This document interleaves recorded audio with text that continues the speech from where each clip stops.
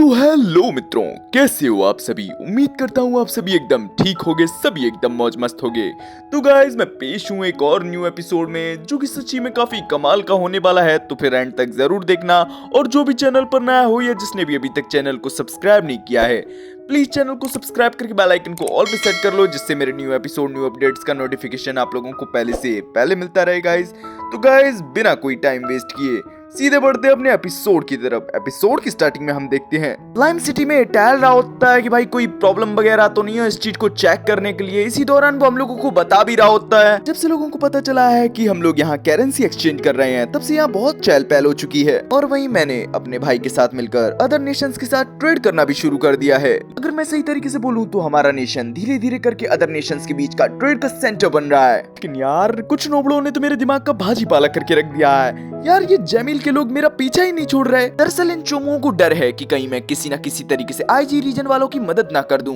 लेकिन इन चोमुओं को क्या पता, जो मुझे करना था वो तो मैं पहले ही कर चुका हूँ। मैंने अपने क्लोन को एमिलिया नाम की एक काफी ही फेमस एक्ट्रेस का रूप दे दिया है और उसे आईजी रीजन के लिए रवाना भी कर दिया है। अब जब तक मेरा क्लोन वहाँ पानी डिलीवर नहीं कर देता, लगता है मुझे यहीं रहना पड़ेगा। यार क्या सरदर्दी है।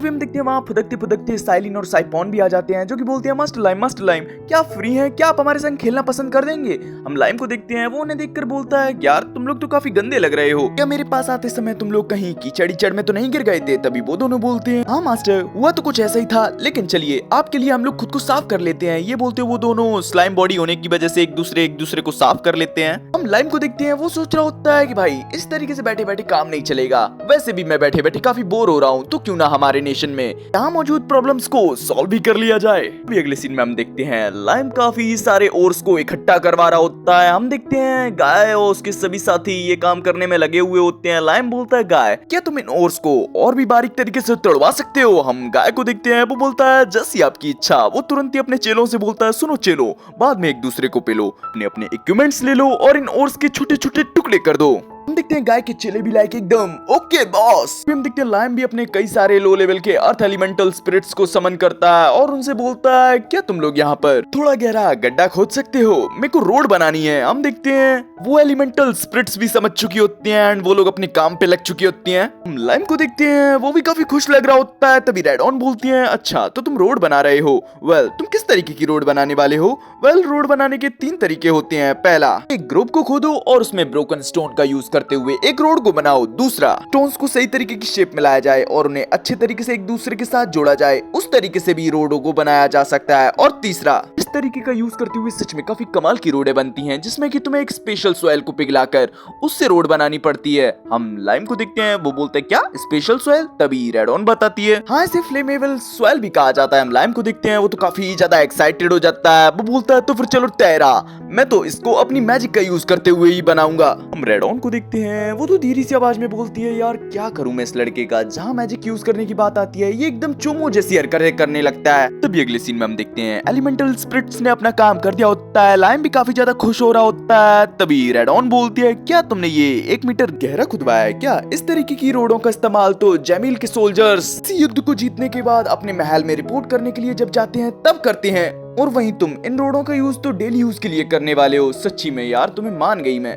लेकिन जरा पीछे जमील के उन बंदों को तो देखो जो तुम्हारा पीछा कर रहे हैं, उनका मुंह कैसा हो चुका है। हम देखते हैं वो लोग तो काफी ज्यादा हैरान हो रहे होते हैं। हम लाइम को देखते हैं, वो तो बेचारा कुछ बोल ही नहीं पा रहा होता। तभी अगले सीन में हम देखते हैं लाइम उन तोड़वाए हुए ओर्स के टुकड़ों को उन गड्ढों में पूरा भरवा देता है और काफी सारे ज़ैलमेंडर को समन करते हुए उनकी फ्लेम का यूज करते हुए उन स्टोन को पिघलवाने लगता है। हम देखते हैं थोड़ी देर बाद लाइम की मेहनत रंग लाती है एंड साथ ही साथ वो रोड बनाने में कामयाब हो जाता है। हम देखते हैं लाइम तो काफी ज्यादा खुश होता है, साथ ही साथ उसके साथी भी खुश होते हैं। हमें देखने को मिलता है जमील के लोगों का तो मुंह खुला का खुला ही रह जाता है। तभी अगली सीन में हम देखते हैं लाइम अपनी सिटी के बाहर आ जाता है। वो बाहर की रोडों को देखते हुए सोच रहा होता है मेरे को सिटी के अंदर की रोडों के साथ साथ सिटी के बाहर भी ध्यान देना पड़ेगा। लगता है मेरे को अदर नेशंस तक कनेक्ट होने वाली रोडों को बनाना पड़ेगा, जिससे कि ट्रेड्स करने में कोई प्रॉब्लम ना आए। क्योंकि मैंने कई बार सुना है कि ट्रेड्स करने के दौरान उबड़ खाबड़ रास्तों की वजह से ट्रेड्स करने में काफी प्रॉब्लम आती है। तो चलो ठीक है, जल्दी ही मुझे इस काम को शुरू करना पड़ेगा। तभी अगले सीन में हम देखते हैं लाइम ने इस काम को करने के लिए अपने सभी साथियों को इस काम में लगा दिया होता है। तभी उसके पास साइलिन और साइपोन भी आ जाते हैं, जो कि लाइम के लिए उसका लंच लाया होते हैं। हम देखते हैं लाइम जैसे ही लंच करने वाला होता है तभी उसके दिमाग में एक आइडिया आता है। तुरंत ही साइलिन और साइपोन से बोलता है प्लीज तुम दोनों थोड़ा मेरा वेट करो, मैं लंच थोड़ी देर में करूंगा। ये बोलते हुए वो अपनी बनाई हुई रोड पर कुछ चेक करने लगता है। वो बोलता है जैसा कि मैंने सोचा था ये काफी नहीं है। रेडॉन पूछती है आखिर क्या बात है। तभी लाइम बोलता है चलो मैं आपको बताने से बढ़िया दिखाई देता हूँ। ये बोलते हुए वो अपने ज़ैलामेंडर को समन कर लेता है और बोलता है ज़ैलामेंडर रोड की सरफेस को लगभग 10 सेंटीमीटर तक पिघला दो। हम देखते हैं सभी ज़ैलामेंडर भी ऐसा ही करते हैं। तभी वो अपनी अर्थ एलिमेंटल स्पिरिट्स को समन करता है और बोलता है ग्रोम तुम्हें सेंटर एरिया को इस तरीके से एडजस्ट करना है जैसे कि सेंटर का एरिया थोड़ा ऊपर की तरफ उठा हुआ हो। हम देखते हैं सभी ग्रोम्स भी अपना काम कर चुके होते हैं। लाइम बोलता है चलो अब इसे टेस्ट करने का समय आ चुका है। ये बोलते हुए वो अपने आइटम बॉक्स का यूज करते हुए काफी सारे पानी को रोड पर डाल देता है। हमें देखने को मिलता है रोड का सारा पानी आसपास की तरफ जा रहा होता है। अभी लाइम बताता है अगर रोडों को सही तरीके से ना बनाया जाए तो बीच में काफी गड्ढे हो जाते हैं और उनमें पानी का काफी ज्यादा भराव हो जाता है। इसी वजह से मैंने अपनी रोडों के सेंटर के एरिया को थोड़ा ऊपर की तरफ उठाया जिससे कि पानी का भराव ना हो। इस चीज को सुनकर ड्रैगन रेडॉन भी काफी ज्यादा खुश हो जाती है। वो बोलती है अच्छा तो इतनी देर से तुम्हारे दिमाग में ये चल रहा था, सच्ची में ये आइडिया काफी ज्यादा अच्छा है। तभी अगले सीन में हम देखते हैं सभी लोगों को रोड बनाते हुए शाम हो जाती है। हमें देखने को मिलता है लाइम सबको बोल रहा होता है वेल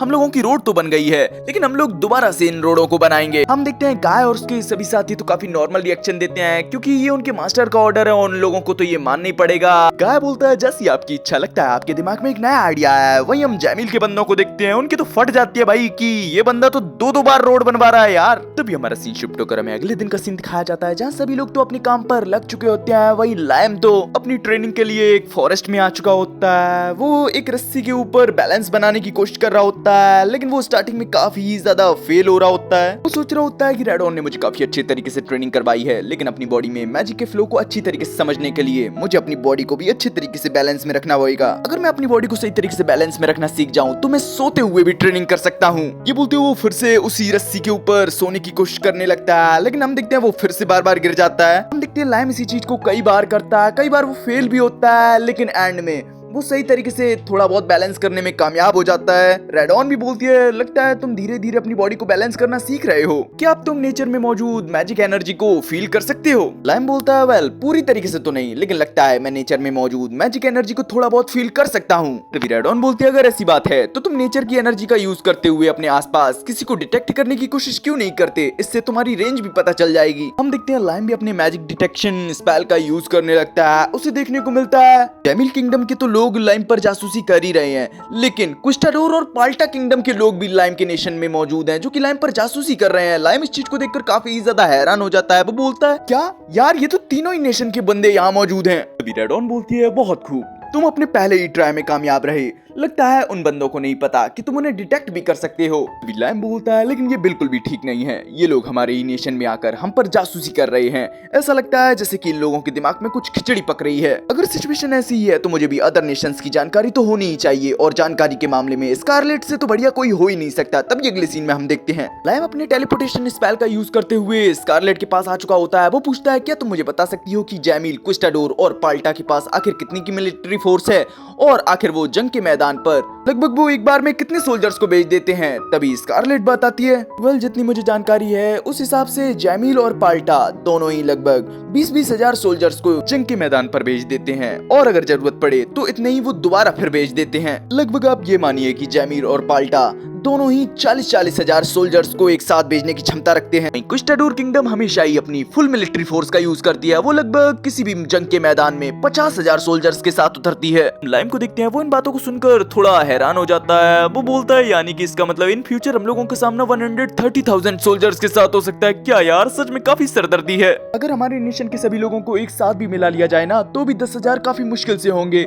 ऐसा लगता है अगर मैं सभी लोगों को स्पिरिट से पोजेस करवाकर एक बैटल आर्मर भी दे दूं ना तो भी ये काफी नहीं होगा। रेडॉन बोलती है हाँ ऐसा हो सकता है लेकिन अगर तुम्हारे पास हाई क्वालिटी के ओर्स होते तो ये मुमकिन हो भी सकता था। लाइम बोलता है हाँ तुम सही कह रही हो लेकिन प्रेजेंट टाइम की बात करें तो हमारे पास ऐसा कुछ नहीं है ना, लगता है आगे के कदम हम लोगों को फूक फूक कर रखना पड़ेगा। तभी स्कारलेट बोलती है मास्टर लाइम सिचुएशन चाहे कोई सी भी हो मैं हमेशा आपका साथ दूंगी। हम देखते हैं लाइम भी काफी ज्यादा खुश हो जाता है। वो बोलता है हाँ मुझे तुम पर भरोसा है। तभी अगले सीन में हम देखते हैं लाइम वापस से अपनी ट्रेनिंग वाली जगह पर आ चुका होता है। वो सोच रहा होता है हमारे नेशन के बॉर्डर के आसपास तीनों नेशन नेशंस हैं, लेकिन इस पूरे कॉन्टिनेंट में और भी तो नेशंस होंगे, क्या पता उन लोगों ने भी अपने अपने स्पाई वगैरह यहाँ भेज दिए हो। हम देखते हैं रेडॉन भी इस चीज से काफी ज्यादा खुश हो जाती है। वो बोलती है तुम एकदम सही सोच रहे हो, फिर तुम अपनी मैजिक डिटेक्शन का इस्तेमाल एक बार फिर क्यों नहीं करते। हम देखते हैं लाइम भी ऐसा ही करता है, लेकिन इस बार वो थोड़ा हैरान हो जाता है। ऐसा लग रहा होता है जैसे कि उसे कुछ इंपॉर्टेंट मिल गया हो। तभी अगले सीन में हम देखते हैं वो टेलीपोर्ट करते हुए जहाँ बंदे रोड बनाने का काम कर रहे होते हैं वहीं आ जाता है। वो अपने बंदों से बोलता है तुम सभी